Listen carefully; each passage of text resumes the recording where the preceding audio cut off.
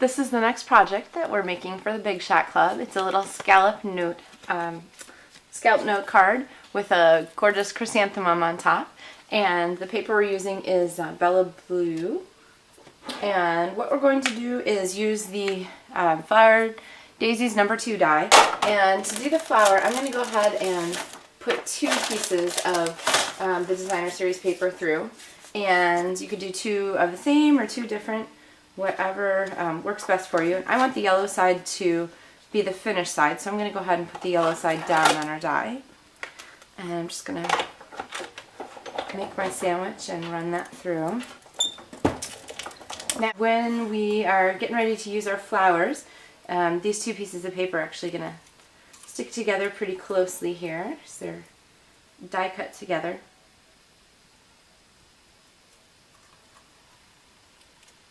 The next thing we're going to do is use our 1 1/4 inch circle punch, and I am going to go ahead and cut out a 1 1/4 inch circle, and this is going to be the base for our flower as we start to assemble it. So I'm going to start off by putting some snail here on the circle, and I'm going to attach my first flower right there in the middle. Okay, and then to curl these petals, I'm going to go ahead and put my finger on the back, and without moving my back finger, I'm just going to run my thumbnail, see how that works, across the petal. And as I do that, it crushes the fibers in the paper, and the petals start to curl up. Okay, so I'm just going to go around and do that around all the flower petals. It's a little different from just taking the petals and pushing them up. You get just a nicer curve to things, as opposed to just this one where it's just kind of shoved up there. So remember that little trick. And also, you don't really want to pull too hard on the petals because they're fairly thin. Just all I'm doing is just running my fingernail right along the top edge of that piece of designer paper.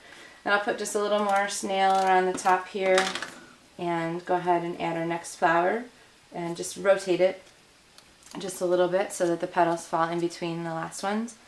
And I might just curl these just a little more in the second round.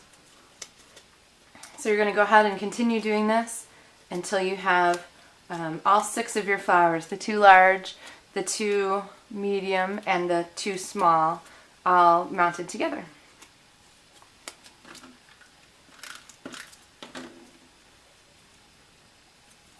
Now that I have my flower assembled, I'm going to go ahead and use one of the small centers that punched out with the die, and stick some snail on here and put this right in the center, so we have a nice center to our flower. But I really like that flower to have a dimensional center, so I'm going to use one of the new 5/16 brads in this yummy chocolate color. I think all the supplies should come in chocolate. Alright, and I'm going to use my pokey tool from the Crafter's Toolkit and just go ahead and put a pokey through the center there and stick my brad in. And just go ahead and, whoops, there goes the pokey tool. Good thing my toes aren't near it. Alright, and then we have the center for our flower. Now the note part here is done with a scallop circle die. What you're going to do is you're actually going to take a piece of cardstock, and it's just half a 8.5 by 11 sheet, so like a regular card. Go ahead and fold that in half, and this goes on the die so that the edge of the die, you see this here? There you can see the scallops, so that the cardstock edge fold is inside that scallop part.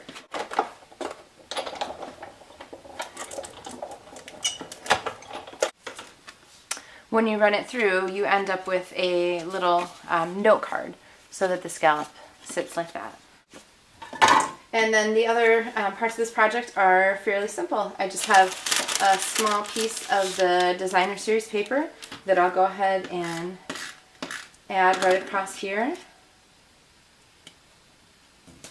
I'm using the Sweet Little Sentiments stamp set, which is one of the level 1 Hostess stamp sets. So you can get that one for free with either a $150 order or a $150 at least party or book party. And I'm just going to ink that up in basic brown and stamp it right there above our strip of paper.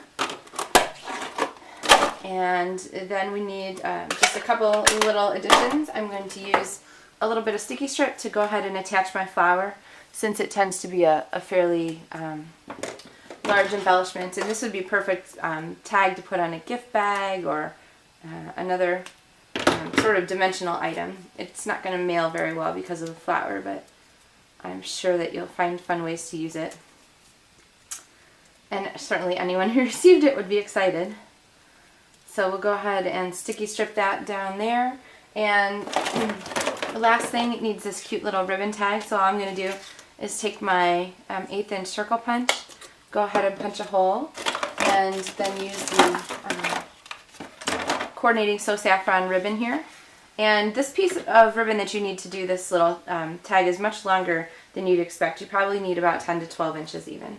So go ahead and cut that to yourself. And a tip for you with ribbon, if you cut your ribbon at a sharp angle, it's much easier to feed through small holes.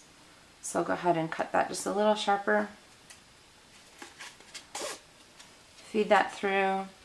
And then the knot that I used was just to take those two pieces of ribbon, put them together, and tie them through on themselves. So you get that neat little effect there. And then of course you'll need to trim your ribbon ends and kind of neaten those up after you make your knot and put it through the hole. So there's our sticky stripped little thing. Oh! One more thing. What am I thinking? So there's one more thing for this card too. We have to add that little design element on there. So I need to use my pokey tool again and my foam mat here. And I'm going to go ahead and do this one freehand. When you get the Crafter's Cool Kit, there's a little scallop, or there's a template in there to go ahead and do your poking, so you can get it exactly straight. But I kind of like the hand look with it that goes so nicely with the busy scallop circle and the busy chrysanthemum flower. So there's our project.